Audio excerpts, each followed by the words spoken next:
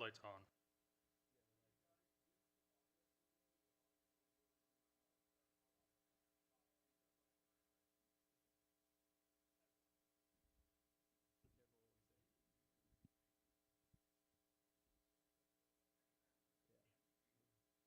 Right now we're good, right? Testing 1, 2, we're off, good.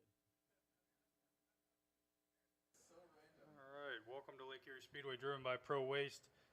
AJ Moore with Rome Charpentier, and as a special guest, Formula Drift driver up here to be a technical announcer. So it'll be good working with him tonight. And if I'm not up here, Brian O'Connor will be up here. So, but we're striping the track right now, so just stay tuned and jump on that live stream if you haven't done so. And we'll get ready here for qualifying for round 4 of the Great Lakes ProAm Series. So the big chunks of wall over there, are they pieces that you normally put like this? Yeah.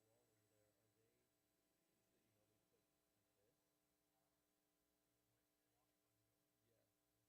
Really?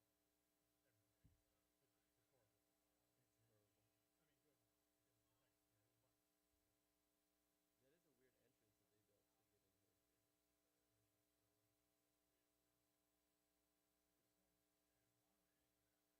That is a weird entrance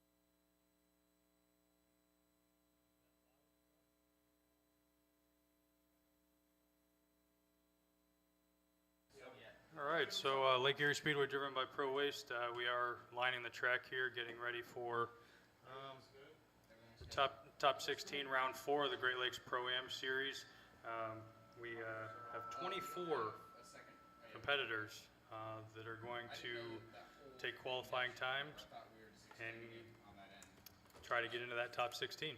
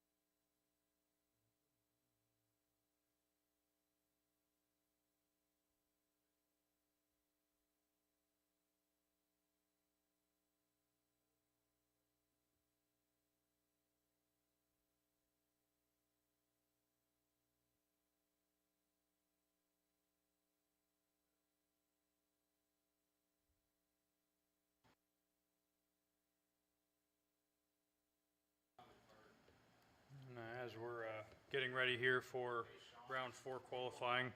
Kind of go over our points right now.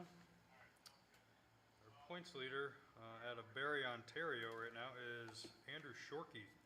So he hasn't been able to drift with us for a little bit of time because of COVID, and so he's pretty excited to be back down here. Daniel Malfazio is in second. Fred Maybach is in third. Aaron Spiegel fourth, and Kevin Madden rounds out the top 5. The top 3 drivers are actually competing to get their Formula Drift Pro Spec license. So it's coming down to this round, and it's pretty tight between the top 5. So we'll see how things shake out here. They're all going to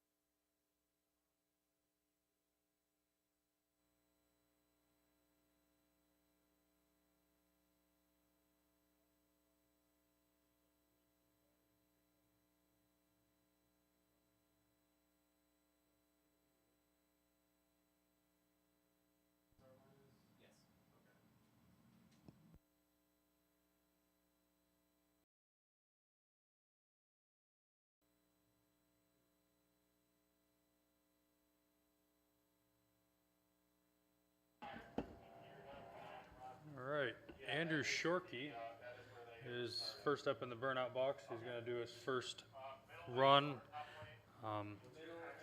He's from Barrie, Ontario, Team Misfits. He's in a Chevy Corvette LS3.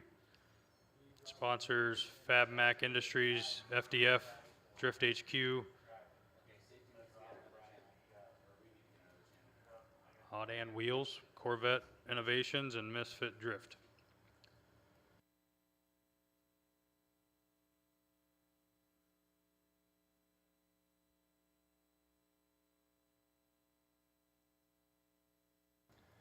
Shorkey has laid down some pretty good qualifying runs in the first 3 rounds.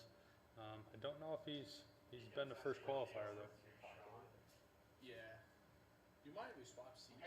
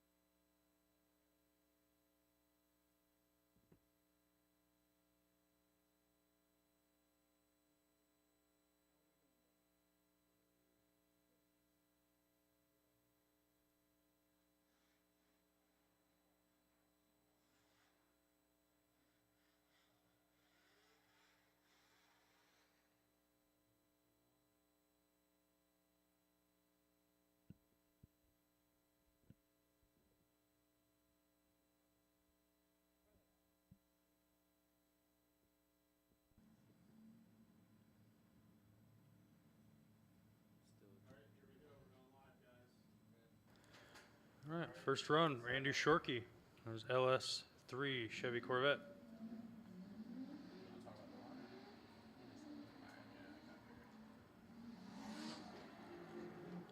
Coming down, oh, pretty wide in that first outer zone.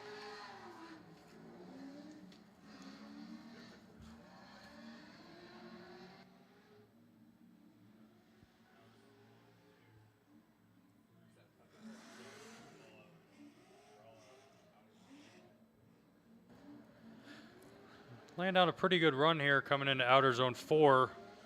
You'll notice pretty much was in all the zones, so we'll see how what the judges have to say.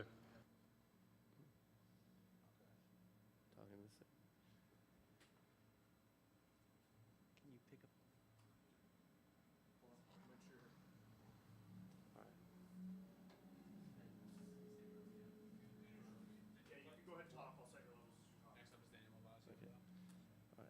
Where's he? Oh, he's already at the line. Are we waiting for scores? Do we have to wait to put scores in, or just? No, go ahead. Whenever you're ready, put them in. Okay. And then make sure you move down. Yep. Qualifying scores going off.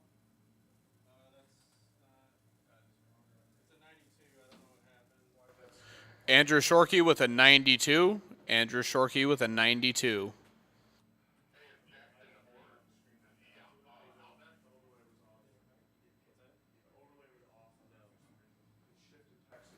So throughout qualifying at all of our events, Andrew Shorkey's been a super consistent driver. You know, consistently laying down really good laps, lots of angle, and doing a real good job out here. So we're excited to have him here again, and excited to see what he puts out for tonight. Next up in the box is Daniel Mavazio and his BMW E36.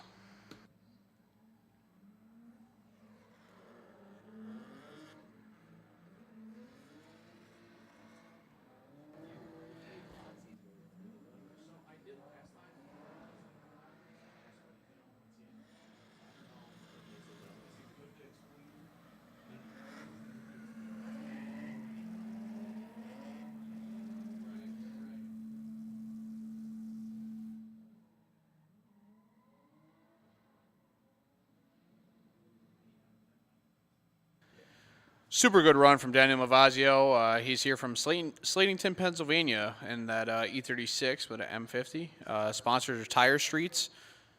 And he did a real good job stretching it out there. It looked like he had a little bit of trouble in outer zone 4, but we'll see how the judges, what they come up with for the score. But I think some of the deciding factor, too, is when you're leaving outer zone 3 right now, going into outer zone 4, you're actually staring right back in the sun of your own smoke. So the drivers might have a visibility issue battling until the sun comes down also. That could totally be an issue. I could definitely see that. We're even getting blinded up here in the booth, so I can only imagine what it's like down there for them. Actually, I mean, it looked like he kind of hit outer zone 3 a little shallow, like he didn't reach that box at all. So. Correct. Yeah. And then once you come back across track, it's hard to see because now you're staring directly into the zone, but into the sun at the same time. So it's definitely a challenging part of the track for the drivers. Score for Daniel Mavazio is going to be a 58. Daniel Mavazio with a 58. I definitely think not hitting those zones definitely hurt him on that run. Yeah, absolutely. Next up, we got Fred Maybach from Silver Creek, New York, driving with Team Life Ruiner, BMW M3 with a Turbo S50. Sponsored to Haltech, Tire Streets, and Tire Stacks. And Fred Maybach is another local here, so we're excited to see what kind of run he puts down. Another very consistent driver. It's actually our past champion, last year's champion. So he had some rough runs the first 3 rounds. So he's had some hard luck. So we'll see how this goes. Looks like he has a little bit of trouble stretching it out into outer zone 3 there. Let's see how he carries it into outer zone 4. Does a pretty good job in outer zone 4, and yeah, it looks like it was a pretty good run from Fred Maybach there.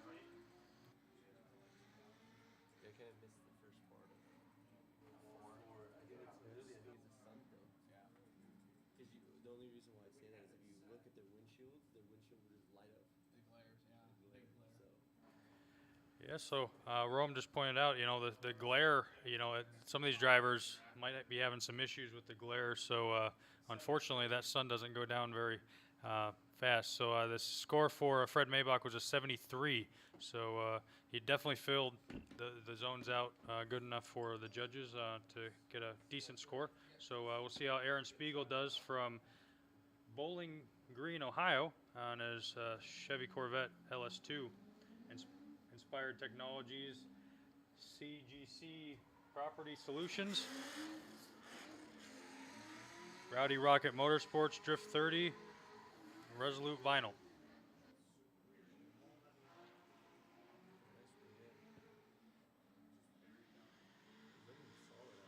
These Corvettes have so much power, and the zones are, look at that angle. Doing a super good job filling out all the zones. That was a super solid run from Aaron Spiegel. Great job out there. Looks like he's going to give us a little bit of a show in the in the last corner there. I think he knows that was a good Awesome. run for sure. Absolutely. I'd be super happy about that. And, you know, Tires are cheap, right? Tires are cheap yeah, right now. You know, so, yeah, I don't know about that. So burn them off. Very cool to see, though, all these Corvettes coming out here and, you know, throwing angle and doing all this crazy stuff. I never thought I'd see a Corvette on a drift, you know, at a drift event, but here they are. And I think they're becoming a very popular chassis, you know, by all the local drivers and kind of worldwide at the moment. Aaron Spiegel with a 94. 94, Great 94. run from Aaron Spiegel. But I think the Corvette, being coming from a race car platform, is a very well set up car right out of the box. So there's not a lot that you have to do to these things to make them really work well. Yeah, I agree. You know, it really looks like it's one of those cars where you could just kind of keep the engine stock, come out with a angle kit basically, and do a really good job out there. Coilovers and an angle kit, and I think it's a pretty killer setup car. Next up is Kevin Madden from Pittsburgh, Pennsylvania, from Team Broken Motion, Nissan 240 SX with an LS swap. He was our top qualifier for the round of 32 and got a little wide there on outer zone 1.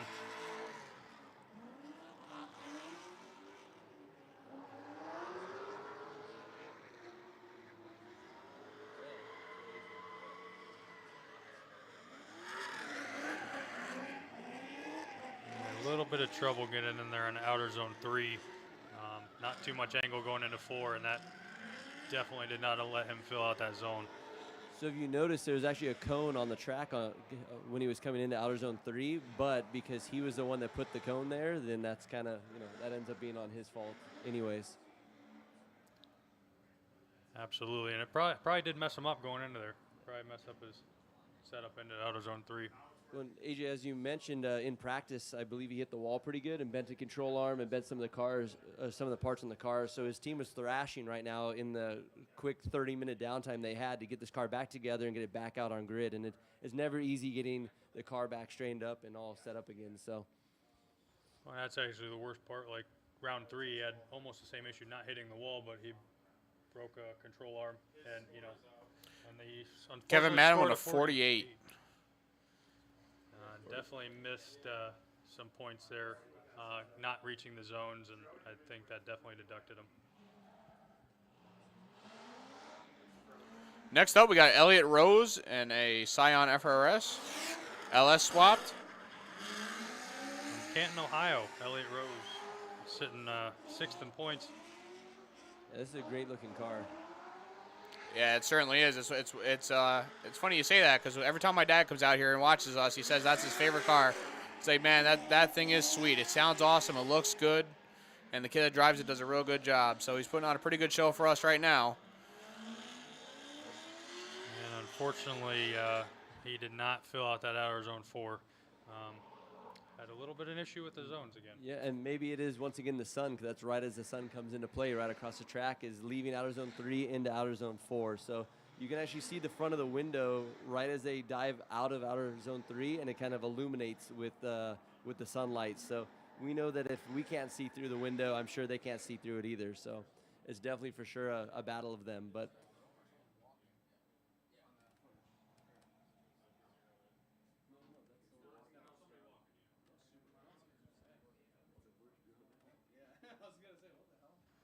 And actually, the people who are at the tail end of this, 24 drivers, unfortunately, Elliott Rose with a 0, straightened out. So they might be better because the sun's going to be behind the grandstands. And Casey Rodriguez, Nissan 350Z LS swap from Fremont, Ohio, and he is definitely 3 tires off, all 4 off. So unfortunately, that's going to be a 0 for Casey Rodriguez, but he's going to finish out the run here. and so for the fans watching out there, 3 or more tires off track is considered a 0, and we do that because it's actually extremely hard. No, I said 3. And we do that because it's extremely hard or difficult to chase a vehicle that is 3 or more tires off track. I mean, even at times for a tire that's even 2 tires off track is very hard to follow as well. So they made it just safer for all of us all the way around. If you guys have more than 3 tires off track, then we're just going to deem it a 0 and start the next run. Very good point, Rome.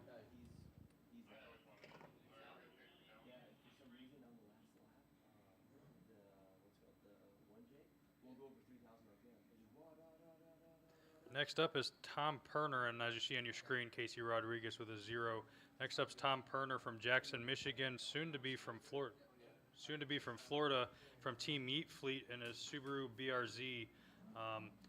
Unfortunately, Tom wrecked his Ford Mustang in practice, so he had to switch to the BRZ.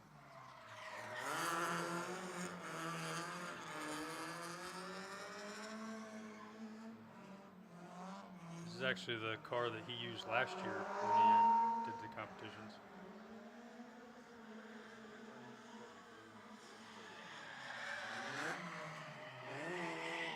Definitely didn't reach outer zone 3 there, and pretty I don't know. Was that? I don't know. That might have been a straighten. I don't know, but we'll see what the judges have to say. I believe so, but we'll have to see what the judges say. I think coming from a car that has, half the horsepower of his normal car, it's definitely going to be a little bit weird to get used to the track layout. You know what I mean? He's already driven this layout, possibly how many times? I mean, all morning he's driven the track with the other car, and now swapping to this car. I mean, it's going to be a huge difference. So you really, he's going to have to get used to it. He's going to have to set the car up right for for how it's feeling and everything. And next up, we got Kevin Ferraro in his BMW E36 Turbo M50 car. Let's see how he does. And Kevin was actually the top qualifier in round 1, and then came back in round 3. He skipped round 2, but filled out both first and second outer zones pretty well. Yeah, it's looking really well. He reached outer zone 3 there. We'll see if the sun affects him. And the sun's going behind the grandstands now, so right where they make that angle to go into outer zone 4, he's already going into outer zone 4 when the sun hits his driver door. So yeah, so it's definitely luckier being able to run right now because you're not staring right at the sun on 2 transitions. So I think that does affect the drivers quite a bit. He seemed pretty stoked about that run also, so we'll see how the judges judge it. Next up, we got Jacob Lobenstein from Gloversville, New York, and LS 240.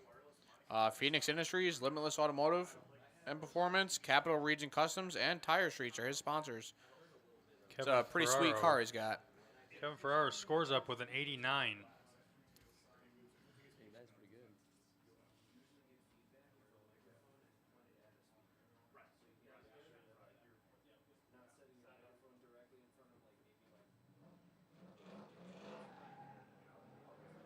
So Jacob Lobenstein's been doing a real good job throughout the competition. We're pretty excited to see what kind of laps he's going to throw down for us tonight.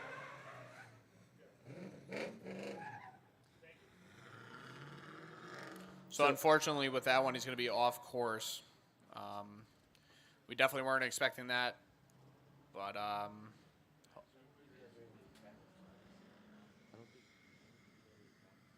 yeah, Jacob's had some car issues all season long. It seems like I believe that's a fresh build. At the beginning of the season, he's just been battling demons all year long. Now, next up is round 2 winner, Chad Anderson from Westland, Michigan. Team Bobby's Crew, BMW E46. Sponsors Dayco, Big Duck Club.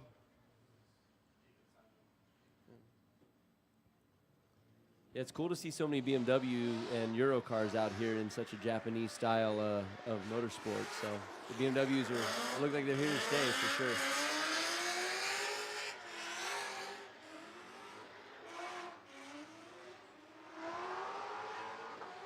It is definitely a ripper out there for sure. He is filling out the zones very well. I think Aaron Spiegel might have some competition here. you can tell he's super comfortable with that car. That car is very dialed in. I mean, he's doing a phenomenal job out there, and I'm excited to see what the judges are going to give him for that run. That was definitely an excellent run. He didn't burn the tires off on the end like Darren did, though, so.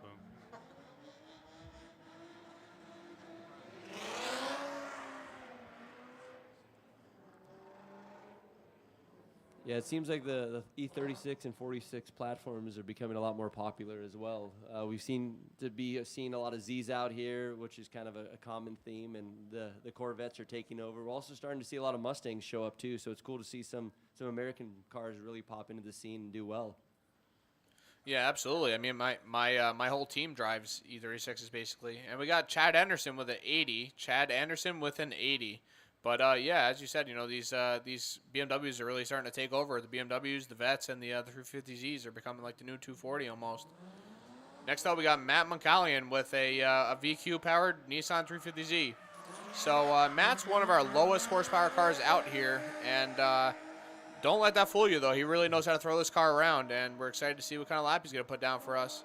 He was looking great in practice. I mean, the Z was really, really nice out there. He's doing a phenomenal job. Yeah, he's definitely a great driver. He's super comfortable here. You know, this is his home course, so you know, it's just another day in the park for Matt. A little interest in Outer Zone 2.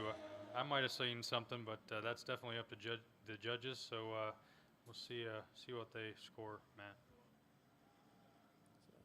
And drifting is probably one of the only motorsports where you can have a 500 horsepower difference in cars and still be competitive and run together. So it's quite remarkable what's available out here for us. Absolutely. Matt brought that out. Round 3 was his first time this season, and we were up on the bank, you know, and he held his own up against the Corvettes and stuff like that. So he did pretty well with the lower horsepower.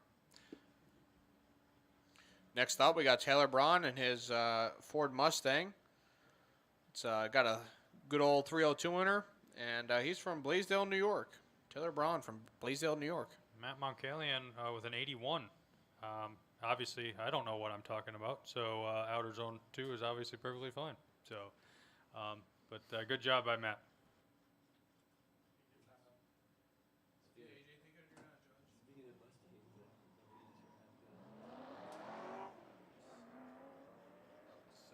Taylor Braun coming into Outer Zone 1 here.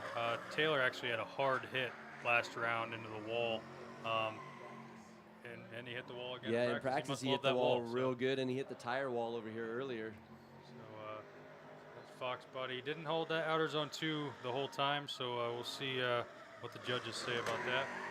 And unfortunately, he's not going to reach Outer Zone 3, which is going to mess him up here, I think, for Outer Zone 4. Still a cool looking car to see out here. And is that Surf Pro on the side, or? It is Surf Pro on the side, so I think he might work for Surf Pro.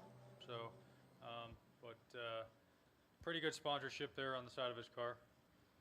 It's just cool to see old cars furbished or reused, I guess. Yeah, absolutely. I mean, a Fox Body is certainly not a car that you're going to see every day on the drift course. So Taylor Braun's out here doing it. You know, it's super cool to see. Taylor Braun with a 41. Unfortunately, I think with not being able to hit Outer Zone 3 there, that took a lot off of his score. Taylor Braun with a 41. Next up, we got Justin Phillips and another VQ-powered 350Z. Justin Phillips from Labertville, Michigan, from Team Up and Smoke. Jeff Fab, Resolute Vinyl, Tire Streets, Vinyl Exteriors, and more are his sponsors. So I'm liking the gold wheels too. You can really see what the steering input is from the driver, what he's doing, and it helps the judges view what's going on. So thank you for that. Looked like he had a little bit of trouble getting out into Outer Zone 3 there. Swings into Outer Zone 4, does a pretty good job carrying it out. We'll have to see what the judges have to say about that. Justin Phillips, unfortunately, with a 0. Justin Phillips with a 0. Next up, we got Alan Boss, another Yeet Fleet driver from Oak Harbor, Ohio, and an LS9-powered 350Z. Yeah, I was going to say coming into Outer Zone 1, he might have straightened, I believe. Yeah, it looked like massive understeer coming off the bank. And a lot of cars are getting, on a technical side, are getting bump steer coming off it based on the incline going down to a flat surface. So Alan Boss throwing it super hard into corner 1. That car sounds incredible from up here, shaking the whole booth.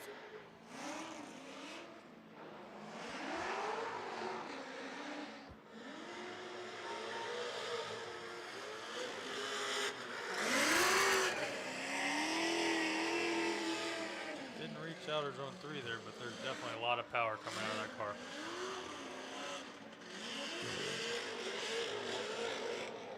So it sounds amazing out there.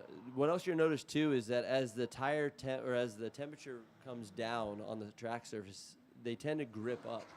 So you're going to start to notice if drivers aren't compensating for that, you're going to start to see people driving more to the inside lines and not filling the full zones.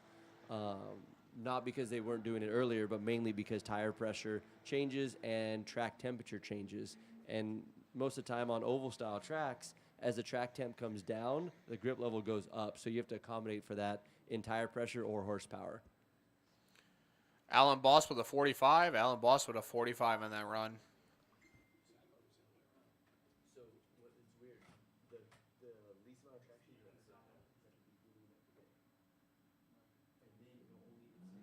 Next up, Xander Nappy from Syracuse, New York, is a BMW M3.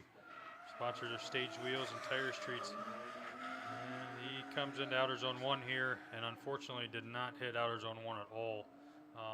So we'll see what the judges have to say about that. And it looked like, unfortunately, Xander is not having a good run here. So we'll see what the judges have to say. He might have straightened out there too.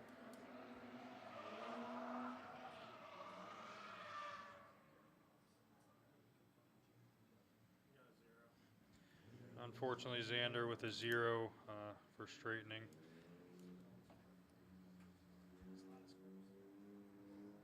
So up to the line, we have another 350Z, which we're seeing quite a lot of 350Zs out here today. So it's quite nice. Yeah, and this is another VQ-powered 350Z. Eric Russ joining us from Norwalk, Ohio. His main sponsor is Oddball Motorworks. Let's see how he does today.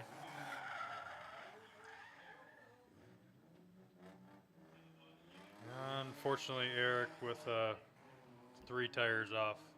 And if you're just tuning in, so you get 3 tires off. It's a 0 run. He's going to finish this out here, but he definitely came in and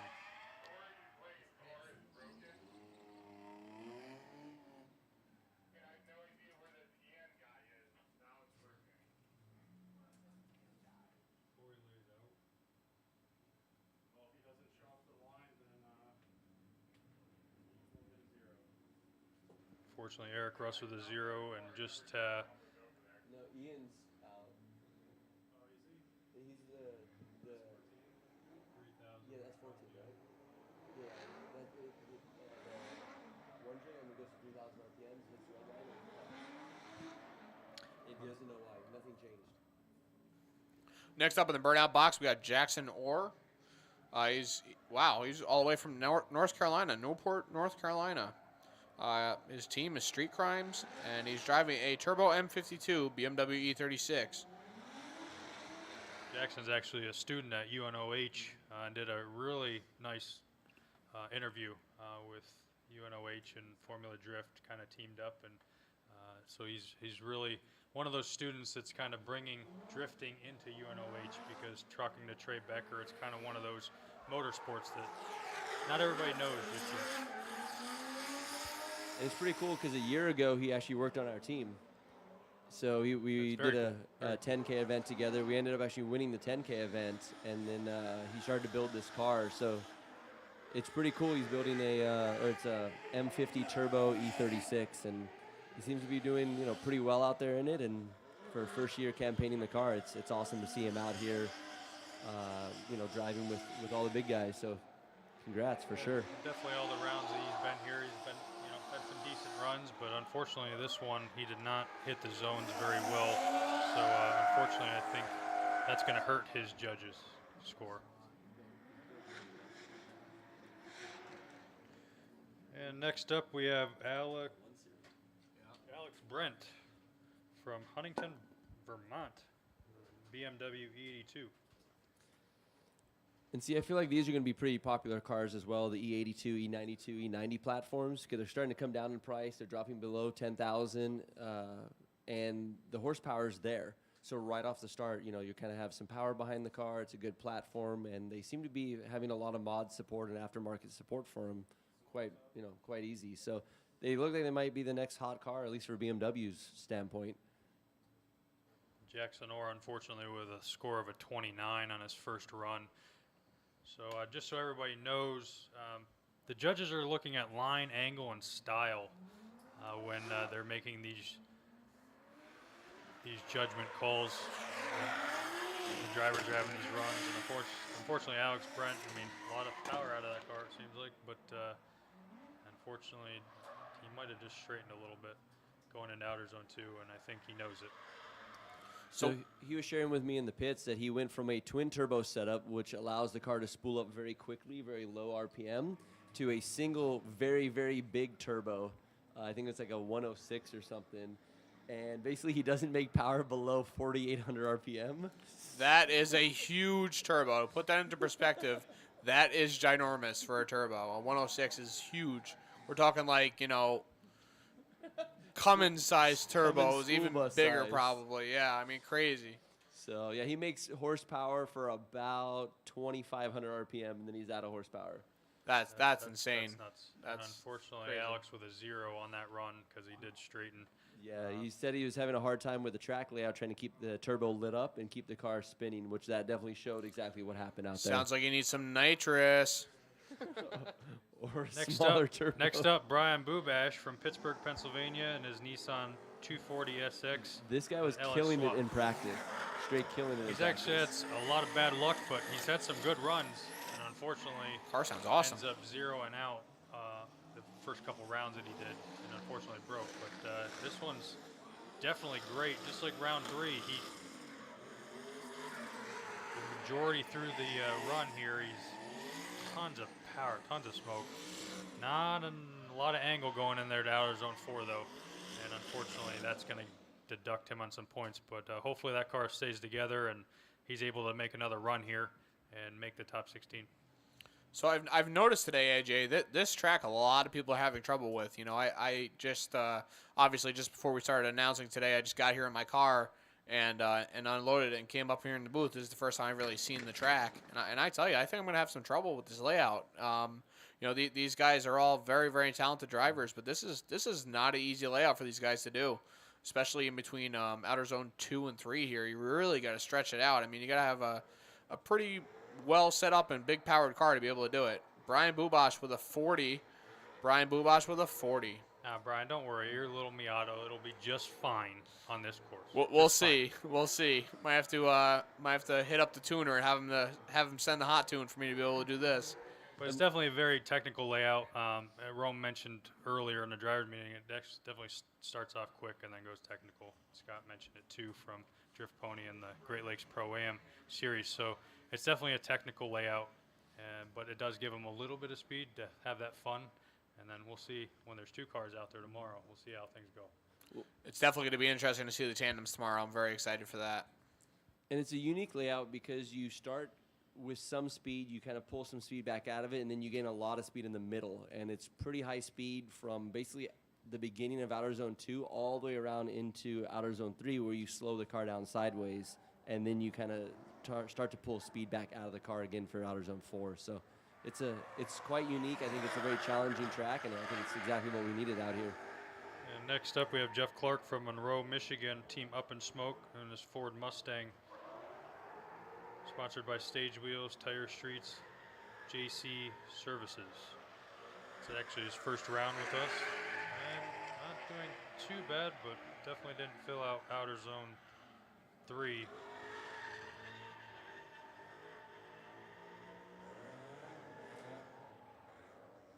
Definitely had a tough time hitting the zones out there. So we'll see what the judges have to say. So the good news is that the car looked pretty smooth out there. A lot of people were kind of choppy, but the car seemed really smooth. It just seemed like it wasn't placed exactly in the right spot. But I think if he can get the entry dialed in, I think the rest of the track will come into play for him quite well. Yeah, 100%. It looks like the power's there. It looks like the angle's there. You just got to get the car dialed in and get it where he wants it to be, and then you know, the rest kind of will unfold.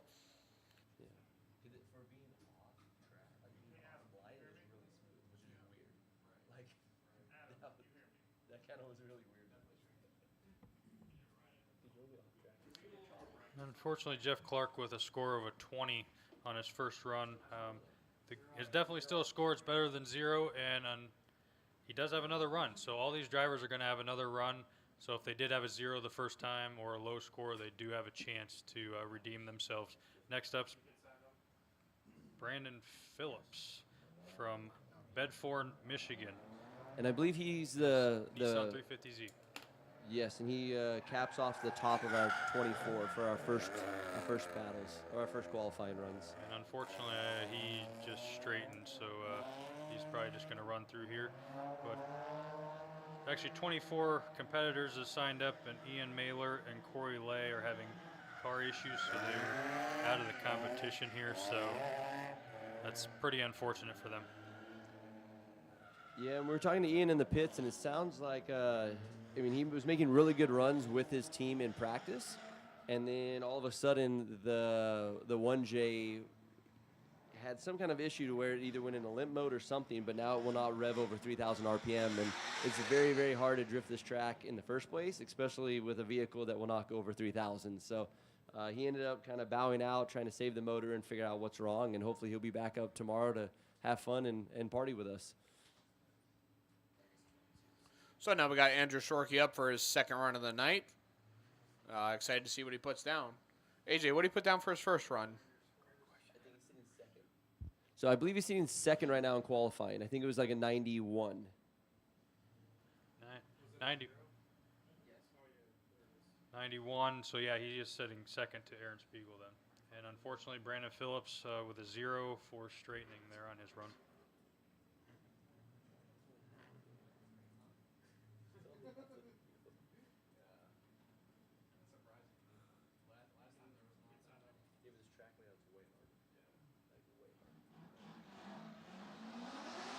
And Andrew Shorkey coming in here for his second run. I like his Beautiful. run up. Beautiful Corvette with a lot of power. Hits outer zone 1. And coming into outer zone 2. See if he can fill this one out. Kind of missed the beginning Kind of of missed it. it. Yeah, definitely A little missed the shallow beginning. on it, I guess. I think he got one tire in about halfway through. And here's the So he technical fills part. out outer zone 3 pretty Did well. a great job in outer 3 for sure. A lot of angle going into 4. I think he and did fills better it out. going into 4 now that the sun's not blinding him too. Right, I'm sure right. that's a He deciding was factor. number 1 out, and usually that's not the one you want, the first one out. But So the next year, people are going to want to draw so they can try to get away from the sun on Friday Yeah. nights if there's qualifying Friday nights next year. I mean, the Corvette looks pretty stock on the inside. Besides the cage, I wonder if he has the fold down visors to block the sun. I don't know if he has much of an interior inside of that car. It's been a while since I've seen the inside of it, but I might have to go take a look after we get down here from the booth. That'd be Second run was interesting to look at. 85 for Andrew Shorkey, a little worse than the first run. Well, I think the only place he gave up points was on outer zone 2. It seemed like he got into it a little late and then stayed shallow throughout the entire run. But still, I mean, still a solid run. Oh, very solid, very solid. Next up, we got Daniel Mavazio and his E36. Let's see what kind of lap he puts down for us. Also, it looks like he's running a fuel suspension setup, which is, we see that quite common out here in the drift world. And it's almost the same issue as Shorkey. He just got the tail end of outer zone 2. Definitely didn't come into 2 very well. So I wonder if it's starting to grip up. See, on 3, he's solid. And people are starting to catch on that outer zone 3 is really important to the judges. I mean, all of the zones are important, but 3 is extremely important because it's right in front of us. Well, and outer zone 3 and pretty much all of 4 are on new pavement from last year, and outer zone 1 is on old pavement, so that could be another issue. So, yeah, back to the temperature thing, maybe because the temperature's dropping, it's harder to get over that. And you can actually see where the track line is, where the pavement changes in I guess traction or color, and maybe it's a little bit grippier out there on outer zone 2. Correct, and he got a 77, Daniel Malvazio, 77 on his second run. So that goes back to like kind of what me and AJ were talking about last time. You're constantly changing the car for weather conditions, for track setup, for all these different things, and you really got to give big props to these guys that come out here. They completely change their car for every event to get it dialed in to put down a good qualifying lap and to be able to really perform out here. And next up for his second run is Fred Maybach from Silver Creek, New York, and his BMW M3. Like I said, he is our 2021 champion. Coming in here trying to defend his title, but he is sitting third in points right now.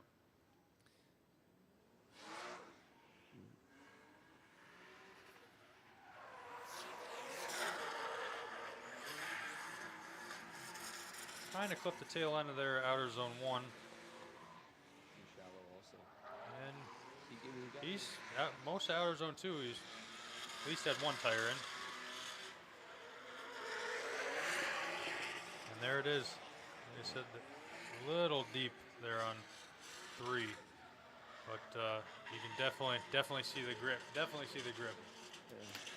Yeah, and it looks like the drivers are starting to figure out how to get into 3 properly and how to hold momentum down through that power alley. So it's going to be really good for tandem tomorrow. I'm quite excited for it. Yeah, I think outer zone 3 there is going to be the real interesting part of the tandems for tomorrow. I think stretching it out between 2 and 3 is going to be interesting, and then coming into 3, everyone's going to kind of have to be very aware of how drivers are slowing down. Whether or not they're using their e-brake, whether or not they're going to use all their angle to kind of slow themselves down into outer zone 3 there. It's definitely going to be interesting to watch. The chase driver tomorrow is definitely going to be on their toes. And Fred Maybach with an 81, and Aaron Spiegel's coming up next. He's our leader right now with a 94. And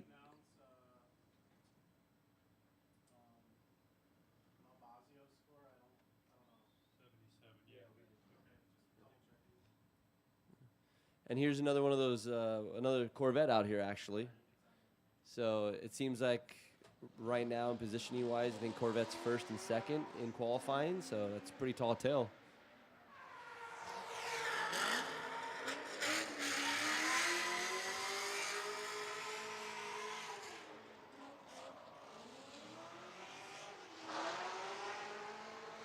Actually coming into outer zone 1 there, I don't know what happened with Aaron, but he rebounded to outer zone 2 pretty well. Unfortunately, smooth through outer zone 3, but did not hit the zone. Yeah, see, I think the grip level is playing into it again, because this is, someone who was one of the higher qualifiers when the sun was out, and then ended up missing a lot of the zones shallow, just barely shallow on all the zones. So. He likes putting on the show though, so he can burn off his tires for the fans and the live stream. So love to see that. Absolutely love to see it. And unfortunately, he had a 34 on his second run, so he's probably very thankful that his first run was when the sun was out. Next up, we got Kevin Madden and his Ellis Power 240.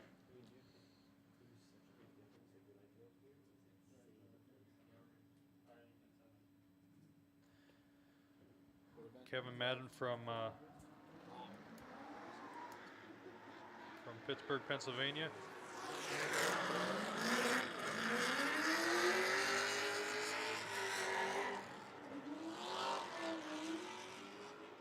And unfortunately,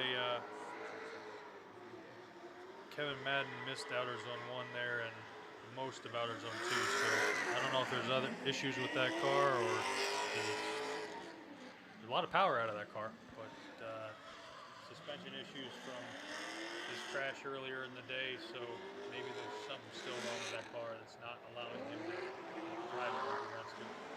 So it is looking better, though, than his first run, I would have to say. It's a lot smoother than the first run, for sure.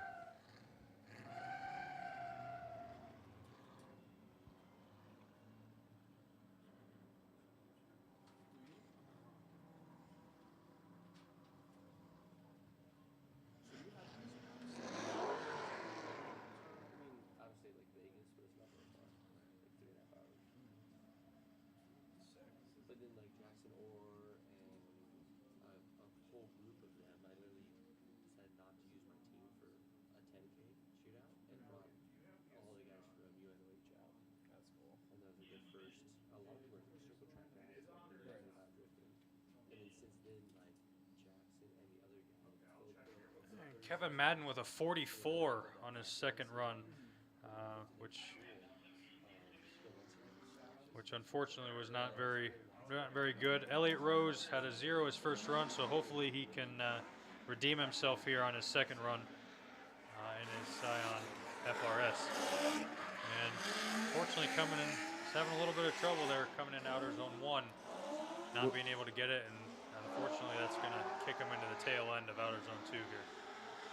And the car looks a little upset, a little bouncy throughout the track, especially coming off of the outer bank, bank 1.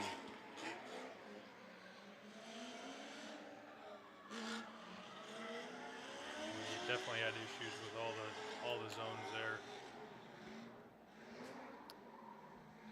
But we'll see what the judges have to say.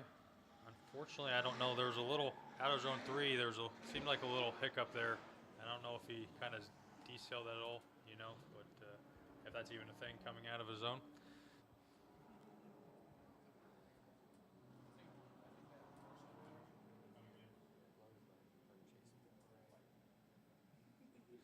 Casey Rodriguez is gonna come up with his second run, and first run another Z out there.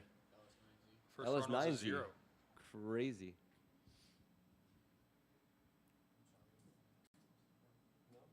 What is it? So what's the light? Oh, never mind. Sorry about that. It's an LSZ, but it still sounds crazy. Elliott Rose with a 22 on his second run, and unfortunately has the 6th place in points. I don't know if that's going to get him in the top 16, but we will see. Another thing I'd like to point out is that it seems like a lot of these cars that kind of are on top of the leaderboard here today are all LS cars. So might be something to think about for all you LS haters out there. Yeah, I think it's a mixture between LSs and M50 turbos actually at the moment. Yeah, definitely a lot of Beamers out here, so that's definitely cool to see. It's cool to see that they're building those BMWs. Well, I think with the prices of 2Js going so high that people have to find a new option. But he's looking good out there in the Z. He definitely a better run than the first one. Yeah. First one he didn't make it past outer zone 1, so definitely redeemed himself on this run. It was nice and smooth too. It was a solid smoke line all the way around the track. I mean, I think it was looking pretty good. Maybe a little bit missed in outer zone 4. I think a little shallow, but that could be back to the whole traction conversation that we had earlier. With the temperature going down and track grip will go up.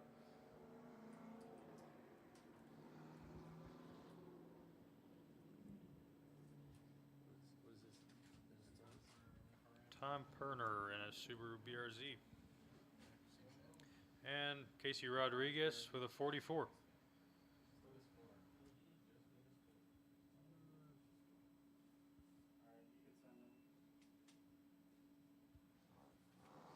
So this is his backup car. He had an accident in practice that took his Mustang out. So the Mustang, I think, is probably around about 500 horsepower. This one, I want to say, is definitely not 500 horsepower. Maybe 200-ish, maybe 240, pushing it. So it's driving, a vehicle that weighs about the same with half the horsepower.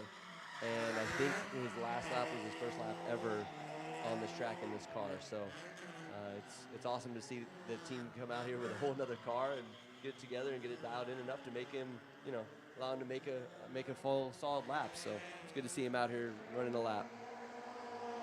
I think it looked quite well actually too for being such a horsepower difference from earlier. I believe he zeroed out on his first run. Was his Pretty first sure. run a zeros? Yeah, so that was sure definitely zeroed. much better. But I mean, for coming out in a car he's never drove out here yet and just showing up to qualifying, it's pretty good. Definitely pretty good, and just got to get that score right now. Unfortunately, there's quite a few zeros on this sheet here. And just a quick shout out before Kevin Fierro goes here to Tire Stacks, who is giving certificates to first, second, and third each round. So first place gets $250, second and third get $100 each. Boosted bulbs, 30% off for the winner each round. And Link ECU is going to give the top 3 and final points of Pro Spec ECU. So that's a cost that they don't have to endure when they get their license to move on, because the top 3 and final points receive a Pro Spec license. So is that a requirement to have an ECU Tom Perner with a 61 on his run. Tom Perner with a 61. Definitely a lot better, and that definitely will move him up the board. Kevin Ferraro and his BMW E36 Turbo M50. And this guy was looking very good in practice too. He's got the cool, looks like an American flag helmet on, and he's out here repping. So 89 his first run, so he doesn't have to do too much to kind of stay at the top, but everybody wants to be the top qualifier, so we'll see what happens here. it was looking really good till that zone. I think he gripped up a little bit too early on it, but I mean, yeah, basically besides outer zone 3, it looked really solid. Yeah, I'm gonna have to agree with you there. I mean, other than outer zone 3, there it was a really solid run. So next up in the burnout box, we got Jacob Laubenstein, LS Power 240. And that is correct. Brian and I were just talking up here in the booth. The top 3 who get their ProSpec license, they do need a Link ECU ProSpec ECU in their cars to compete. They're a sponsor of FD, so they definitely do need that. So in order for them to, for Link ECU to be giving that to them, that's a huge cost savings right there. I mean, they're certainly not, cheap ECUs, but they are, top of the line. I mean, they're some of the best in the market stuff that you could get from Link ECU.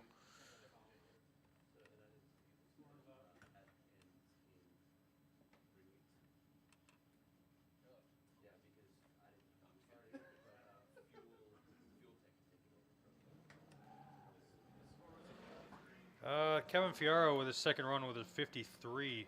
Unfortunately down, but he did have an 89, so that's good for him. Jacob Laubenstein losing his trunk lid, so hopefully that doesn't affect him, but it definitely won't, because it's definitely better than the first run.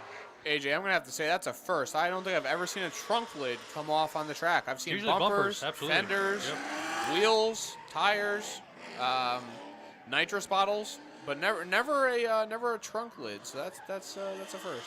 Well, the rear bumper looks pretty loose on that car too, so that might be the next thing coming up. But the run looked pretty solid, especially kind of a redemption run from his first run. Absolutely it did, and hopefully he gets enough to get him in the top 16, because Jacob definitely needs that after the season he's been having.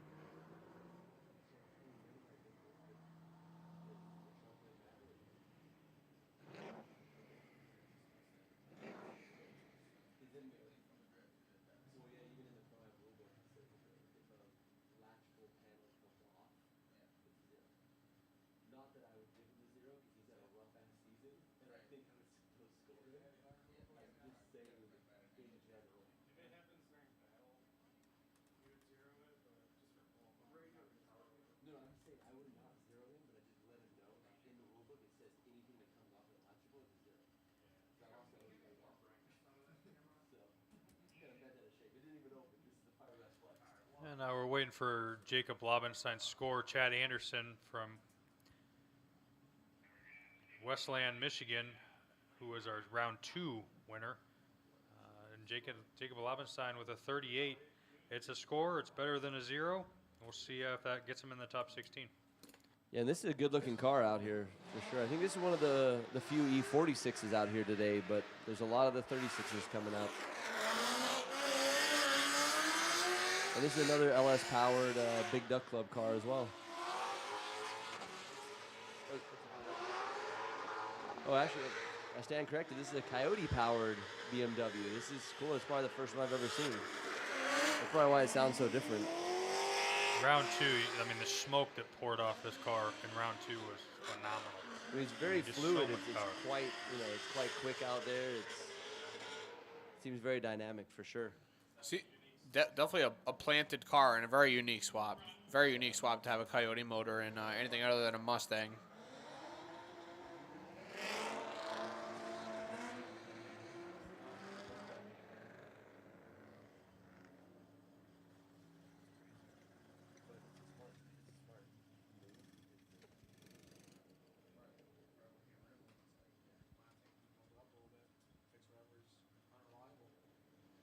This is round 4 qualifying in the Great Lakes ProAm Series. The top qualifier is running for a $100 bonus here, and Chad Anderson with a Chad Anderson with a 69. Nice.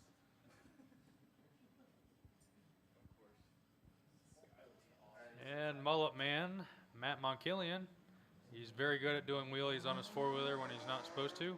And see how he runs this 350Z.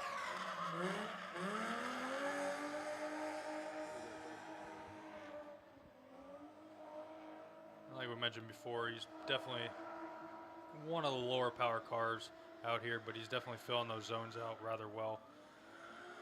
Yeah, it sounds like he's pretty much just hammered down out there, so it's definitely pretty high on commitment. Fortunately, coming into outer zone 3 there, the angle going in was not right coming out of outer zone 2 and definitely messed him up. Well, I think in the higher horsepower cars, you can get away with a lot more, I guess, corrections and saving points versus on a low horsepower car. If you're offline by even a foot, you start to get, it starts to compound, and there's no way to save it and get back online. Who knows? Next year, maybe he'll have more power in that thing, but we'll see. He wants to do the whole round, or the whole series next year, so. My understanding was that he wanted to K-swap that car, so that would be pretty sweet to see a Honda engine into a 350Z. And next up in the Fox body is Taylor Braun. As we're waiting for the score for Matt Monkillian.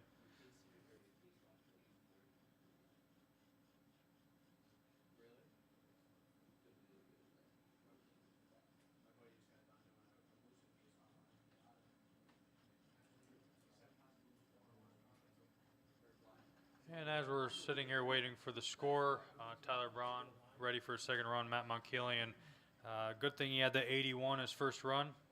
Unfortunately, had a 47 for this run. We're here all weekend, so got the top 16 tomorrow at 11 o'clock. And Tyler Braun coming in here for his second run.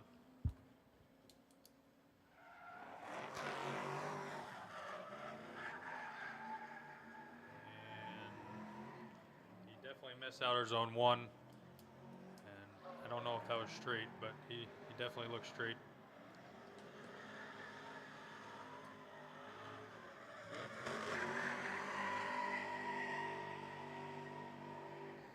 Looks like a lot of left foot braking into outer zone 3 there. That's definitely going to be more of a hard corner for I feel like everyone. The grassroots driver, even the competitive drivers. Because you got to really figure out how you're going to slow the car down. Are you going to go for the e-brake? Are you going to go for the angle? Are you going to left foot brake? There's so many variables. There's so many different things that you can do. It's just you got to figure out what works best for you and what works best for your car. Oh, and he's definitely out here having a good time. He's always smiling, and he's pretty much doing it for Dale, pretty much. And do you know if this car is still solid Do it for axle Dale. rear? I believe it is. I want to say probably, I don't know, maybe a 488 in the rear. Got it.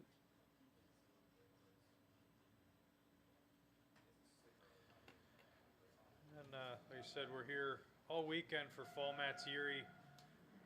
Tomorrow is a top 16 at 11 o'clock to 1:30. We do have kids inflatables if you guys are listening. Come on out and watch this thing in person tomorrow. But Tyler Braun with the 25 kids inflatables, Hot Wheel racing at 2 o'clock after the competition for the kids with some prizes.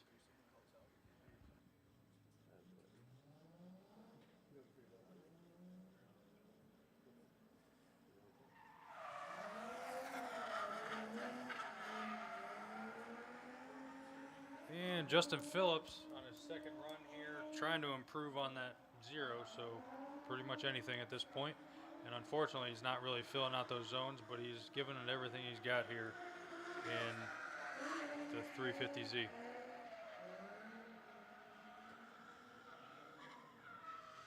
And as you look through that drone footage, we always have some amazing sunsets here at Lake Erie Speedway. So definitely picture's worth 1,000 words. It's looking like a cotton candy sunset for tonight, AJ. I'm really loving it. It's making me hungry. Our cotton candy vendor's not here tonight, Brian, so you're gonna have to wait. That is very unfortunate. So here's that the crazy LS9 swapped 350Z. So this thing just sounds crazy. He gets rowdy in this thing. It's awesome to see. It's a good time. Yeah, he's had some hard runs this year. Coming in strong in the first round, he actually zeroed out. So he was here round 2, made it into the top 16, but didn't make it too far. But Alan's a pretty good driver, and we'll see what he has here, and hopefully he can improve this 45. Round 3, he was down at East 10 Drift, down in Bristol, so he wasn't here with us. But so he kind of travels around a little bit, so hopefully he can better his score here.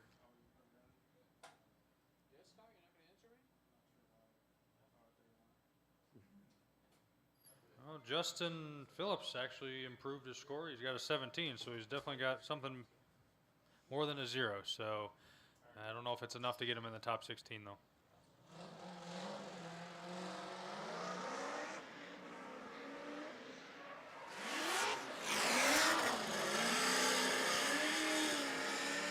Alan Boss throwing it super hard into outer zone 1 there, and unfortunately missing the zone. But it looks like he's going to stretch out into outer zone 2.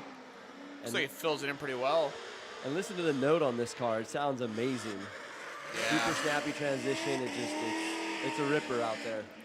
Definitely a ripper. I mean, I feel like, as we discussed earlier, I feel like the grip is starting to change on the track, starting to cool down with, the layers of rubber that we have here, and which is in turn gripping up the track. And that's something that I had just learned tonight, actually. I thought with heat it would grip up more, but as we're laying down more rubber on the track, it cools down. It's actually adding grip to the track, so it's definitely something to be on the lookout for. Yeah, because in direct sunlight, the tires can get greasy actually from too much heat, because you'll go over the threshold that they can handle, anything over about 300, and then they start to get oily or greasy. So you actually start to lose traction, even though the track is still getting grippier because there's more rubber laid down. It's still a little bit loose, and then once the temperature comes down and you get back in that threshold, you start to get a lot of traction real quick. And unfortunately, Alan Boss with a 28 on his second run, so he did not better that 45. So we'll see if that 45 is enough to get him in the top 16. Xander Nappy from Syracuse, New York, and his BMW M3 is up next. And does this car have more horsepower than Matt Monkillion? I know we were talking about Matt Monkillion not having horsepower. I don't think this one has more than I do not think so. I'm not, maybe the BMW man over here himself could fill us in on how much horsepower a stock E36 has from the factory. How much do you think? So he's got two options, either 160 or 168. So not a lot of options. Yeah, not many options there. I mean, if it's a true M3, then maybe he'll be a little bit over 200, but I don't believe it is. So you can tell by the I guess lack of smoke line that there's not a whole lot of horsepower in this car, but he seems to be throwing it around quite well. And I mean, man, it's looking fun out there. That's all that matters. Well, I tell you what, Xander, actually round 3, I think he turned like 100 laps. Like he was just out there all night long after in the jam session, and this is his first year competing, and he's just out here to learn and have a good time, So that definitely proves it. He's just here all the time doing as many laps as he can to get seat time. Well, and I think you said it right there. Is like with the low horsepower, you can go 100 laps, and the car will still run. But some of these higher horsepower cars, when you get anything over about 500-600 horsepower, it starts getting really expensive to try and make 100 laps. And instead of getting 50 laps on a set of tires, you get 2. Correct. So it's a lot easier to manage, and it makes much more sense having something called like a seat time car with lower horsepower that you can literally just go out there, have fun, bang doors with the friends, and drive it all night with no problems, and then drive it on home. And that is something that some of the guys actually here do. Some of these guys are driving their cars to the track, thrashing them all day, and driving them home. So, I mean, hats off to those guys. I used to do it myself, and once I got my car trailer, I'm like, oh, thank goodness. You could come out here and drive a little bit more confidently. You could, winch the car up on the trailer at the end of the night. So Xander Nappy with an 8. Xander Nappy with an 8. Definitely an improvement from his first run, which is a 0.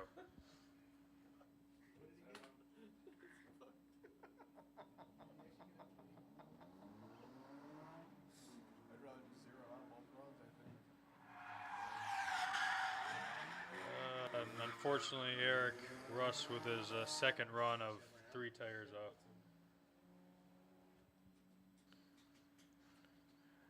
Eric, Theon said your mom thinks you're handsome.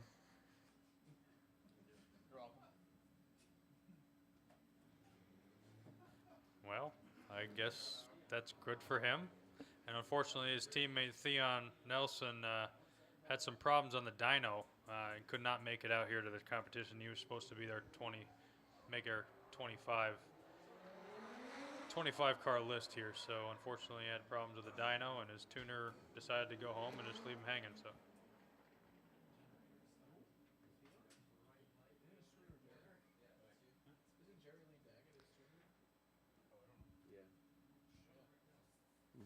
Take that back. I don't know what I'm talking about. Unfortunately, he running out on fuel on the dyno, and Eric Russ with a 0. Jackson Orr next, trying to improve on his first run of a 29. And it's cool to see this car out here running. I mean, it's been built less than a year now, and he's already out here competing in this thing and throwing it around. So, unfortunately, he definitely missed outer zone 2 there, so we'll see how he fills out 3 and 4. If I'm not mistaken, I don't know if he competed at clutch kickers, but I think he did. He definitely went down there for maybe round 3, unfortunately, which we were hurting for some cars, but we'll see how our schedule goes next year, and maybe we won't compete against people. There's only so many weekends, so unfortunately we understand, but it would have been nice to fill that out a little more. Well, I think he had a major crash down there too. I believe that he ended up hitting the wall in tandem comp on the big bank. So I know the team thrashed throughout the week because it was only like a week and a half ago or something, a couple weeks ago. Yeah, definitely a couple weeks ago. Yeah. Yeah, and they had to get the car back together. I believe it went on a frame straightener, and they straightened that car back out, and now he's out here competing again on it. So that's what teamwork's all about. So, and unfortunately, or not unfortunately, but that looking back in the pits and you see the drone footage, it's all family back there, and everybody thrashes to get everybody back out there on the track. So, and unfortunately, he did not better his first score. It's a 26 for Jackson Orr.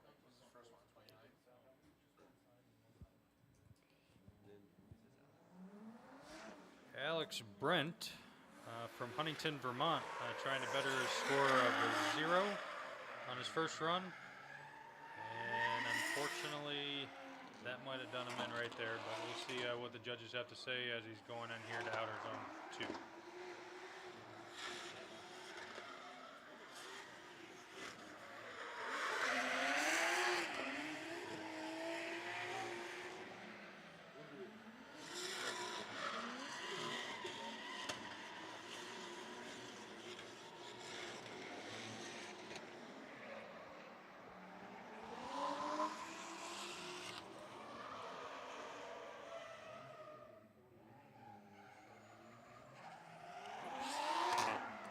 And unfortunately, Alex Brent with a 0, I believe, after outer zone 1 there, he straightened, which definitely hurt him there. It's like riding a 2-stroke. Yeah. It's like hitting power band. My car makes moves at like 3,000 RPM. Sometimes even lower, 2,800. Next up is Brian Bubash and his Nissan 240SX with an LS swap. Had a 40 on his first run, a lot of smoke. it was looking good now, though. Looks like he got that initiation dialed in. So Definitely a better run here. Got to push a little bit wider, a little sooner on outer 2, but he's definitely improving by each run. So I think he'll be set up pretty well for tomorrow for tandems. Got to give a shout out to Prop Productions here with the drone coverage. And unfortunately, right there at the tail end, did not do well there. And yeah, Brian Bubash.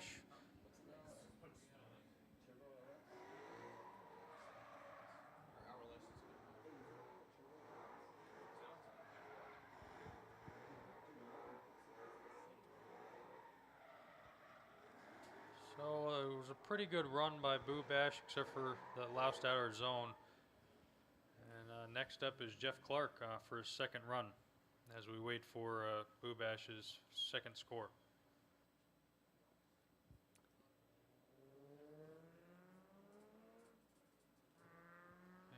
Brian Bubash, he definitely did better. He got a 61, bettered his first run of a 40, and that'll definitely get him into the top 16. So the monkey's off his back there. So good for Brian Bubash. When I think he was only really losing or missing points on Outer Zone 4, it sounded like it was a turbo LS motor, and by the time it picked up, it sent him across the track, and he was just too deep on Outer 3 to get back across the track to Outer 4. So I think that's kind of where the points were lost on that one. But it's cool to hear the turboed LS sounds. Yeah, absolutely. It's definitely a one-of-a-kind type sound. Jeff Clark, a little bit shallow there in outer 1. Coming into outer 2, filled it out just a little bit. Unfortunately, does not hit outer zone 3 here. Huge angle going into 4, and filled out 4 pretty well. So we'll see if he can better his first score of a 20 on his first run. When the Mustang looks pretty stock, actually. Like, it looks like something you could, easily drive down the street without getting too much attention in it, and then show up to the track and go rip it around. So these are also super popular chassis now. We've seen them a lot on the Drift Week events, and they're showing up in FD. There's 3 or 4 drivers in them, and I think they're definitely something coming up. And as we're waiting on Jeff Clark's score, Brandon Phillips is next up for his second run. Like I said, we're here all weekend, Fall Mats Erie, and our next event is Smash a Lantern, October 15th and 16th, and this is the end of the season here for the Drift Pony, and we end Saturday night with smashing pumpkins on the wall. The Pumpkin King last year was actually a Corvette. He put it into the wall and smashed it up a little bit to smash some pumpkins. So pretty neat event. Usually they use the back of the car, but he got the front of the car. And Jeff Clark got a 24 on his second run, so he did better this first run. So how many drivers are you expecting out for that event? Right around 100, I think we'll get for the Smash solid. Lantern event. This weekend we have a total about 185 here. So. That's a lot of drivers. That's really cool. It's cool to see this large of a community. I mean, a couple years ago, there's maybe 180 drivers all together. So it's good to see that many drivers out here showing up for It a has single definitely grown significantly over the last 2-3 years. I mean, it's been absolutely incredible to be a part of be a part of the team and see everything grow and everyone get better as drivers and stuff like that. I mean, it's crazy. You can barely pull the truck and trailer in this parking lot right now. It's so full. There's only going to be more people showing up tomorrow. I want to give props out to the Drift Pony staff, growing this series and this group.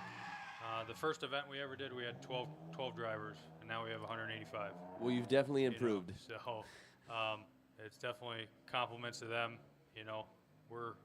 We give the playground, so, and it's the family here that definitely pulls it all together. Well, and it's an awesome facility. I mean, it's kind of out here to where no one really gets mad. You can run late. You can drive and put a lot of laps down, and it's a big enough track that you can have multiple people on at one time. So I think it's a phenomenal facility, and I think it's just the beginning of it. And absolutely, we have a few more drivers that are coming in tonight and tomorrow, but I mean the pit area is full, and we run till 11:30 at night. So we will go back out for the group sessions after this. Yeah. And Brandon Phillips bettered his score and got a 20, and that's it for qualifying here at Lake Erie Speedway, driven by Pro Waste for round 4 of the Great Lakes Pro-Am Series, with the top qualifier being Aaron Spiegel from Bowling Green, Ohio, with a 94. Yeah.